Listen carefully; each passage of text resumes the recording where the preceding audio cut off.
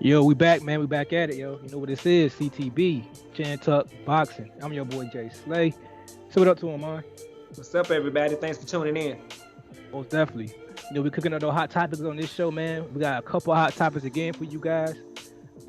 What's the first topic on the menu, man? Let's chop it up with some real boxing fans with these hot topics. What we got for them? You came in with an interesting topic. It was what somebody said on the Facebook page that you brought to my attention, and that was who has the better resume, Vergil Ortiz or Jaron Boots Ennis? And that was very interesting. Yeah, it was. It was brought up to like a question too. They was saying my question was why do people seem to keep like Boots in the conversation? Boots is in the conversation with every top welterweight. People feel he has the chance to beat every top welterweight, but his competition has been not even close, in my opinion, to Ortiz's resume, especially Ortiz's last three fights. So it bears the question, man, why aren't boxing fans talking more about Ortiz than Boots Ennis? So I'm gonna let you answer that question first. All right, you want to read out the box recs first? Let's go off the box recs. Okay, you want to go? Who you want to go with first? Yeah, give me Boots Ennis' top three fights.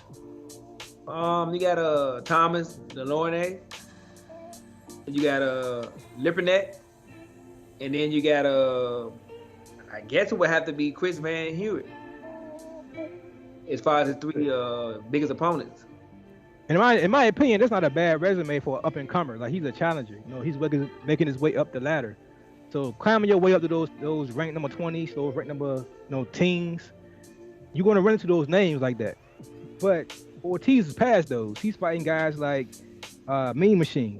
He just knocked them out with a TKO in the 8th. He just knocked out. In my opinion, I was wrong about this fight. You can go back to our old video. I picked him to lose this fight. He knocked out Maurice Hooker. I thought Maurice Hooker was going to style on him, but it didn't turn out that way. He wound up stopping him in the 7th round. I'm knocking him out in the 7th round, excuse me. And then he fought and knocked out Samuel Vargas in the 7th round. So his three best fights has not gone past 8.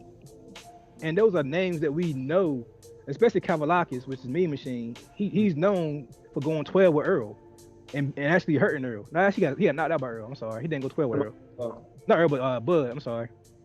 Oh, come on, Chris Van. You talking about Bud Crawford? Yeah. He hurt. Mean Machine hurt Bud. We wound up getting stopped in like the 11th one. I think it was the 10th or the 11th. Might have been a little earlier. Might have been like earlier, like the 9th round. But he pretty much got TKO'd in the 8th by Ortiz. So why aren't people talking more about Ortiz than they are talking about Boots? I think it's because Boots' style, he's a lot more exciting, I guess. But I think Vergil Ortiz is exciting too. I think he comes to fight. I think all his fights has been good. But I think Boots Ennis has that it factor that everybody is wild about because of his athleticism and how explosive he is. So people see a lot of Roy Jones in him. So people see him as maybe a future, pound for pound type fighter. But like you said, I overlook Vergil Ortiz a little bit because, like you said, when I would think about names like Earl Spence or Crawford, even though I didn't want him to fight those guys, I didn't think it was crazy to pick Boots Ennis' name in his sweepstakes. And I never even considered Vergil Ortiz. So it's kind of funny, but like I said, I think it's more because of what Boots can be, and everybody's so wild about it. And I also think that what's hurting Vergil Ortiz is I think he showed a little bit of vulnerability, and it sucked. But in the world of boxing, if you show any bit of vulnerability, if you get hurt or you go through a fight that you had to be pushed, or it looked like it wasn't going, because like with the Mean Machine fight, he almost got stopped, and like a couple rounds before he stopped him. So people look at that as, oh, you showing weakness, you showing kink in the armor. He ain't what we think he is. But this is fighting, this is boxing. You gonna get hit, things gonna happen.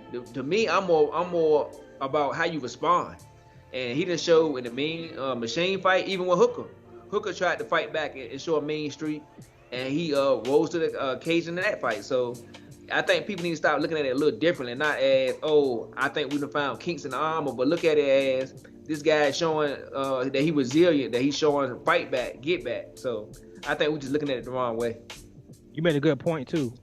In my opinion, Boots Ennis, he hasn't fought anybody to exploit his chinks in the armor. No. We have seen Boots Ennis get hit by some punches by fighters that he really shouldn't be getting hit by. Like the Lord man he was getting on his way getting knocked out, but he landed a couple good shots before on his way out the door. on Ennis that Ennis shouldn't have took. But I think Ennis knew he could take his power, so he really didn't care about it. But those are still shots that you shouldn't be taking if you don't need to take, in my opinion. While Ortiz is fighting punches, like Kevin Mean Machine is a puncher. Like he's known to be a heavy puncher. So, like you said, he battled back and he came back and rose to the occasion, went from almost being stopped himself to stopping. So, who on Boots in this resume do you think would have pushed him to that limit? Was it Van Herd?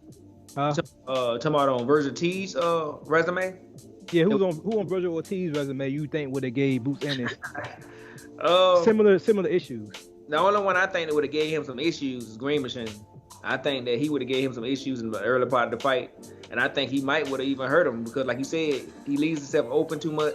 And Mean Machine can hit. I mean, when I first heard of Mean Machine, I didn't really give him too much credit. I thought he was just another, made-up fighter by Top Rank. But after watching him against Bud, then watching him again against Vergil Ortiz, he the real deal. So I think that would be a tough fight for Boots Ennis. But I think he was eventually stop him too. But he'll definitely get tested, unlike his other fights. Yeah. I just wanted to give Vergil Ortiz some praise on this show, man. Because like we said, we especially here on this channel, man, we give Boots high praises here on this channel. Like I said, he is the good one from the eye test. But we got to remind ourselves of who the opponents are in those eye tests. Like those opponents are, I ain't gonna say tailor-made for him, because they kind of are, but their opponents is in his way. He has to fight those guys to make a name. So we not calling him a duck or calling him, what they call him, a cherry picker. We're not calling him a cherry picker by no means. He's fighting the guys who he has to because they ranked above him. So he has to fight those guys to rank up. I'm just saying that Ortiz need more praise because he's stopping guys with better resumes. His resume is better. Even though like I said, his style is Fran Philly and his style is known to get beat eventually, you still got to kind of put some thought on him.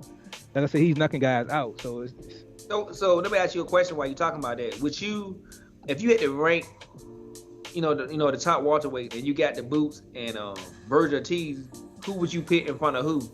Would you take Boots because he's more talented to you, or would you take Vergil Ortiz because of what he's done up until this point?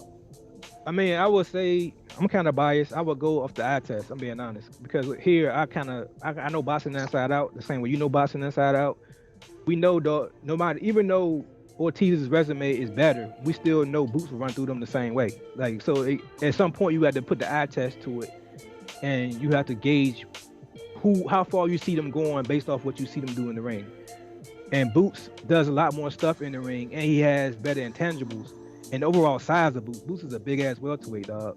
So once you add all that in the equation, I kind of see Boots being higher than Ortiz. But you know what I'm saying? It could change.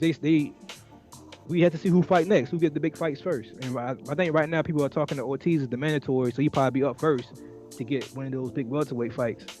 But we'll see what happens and how he look in that fight, man. And we'll see what Boots do from there.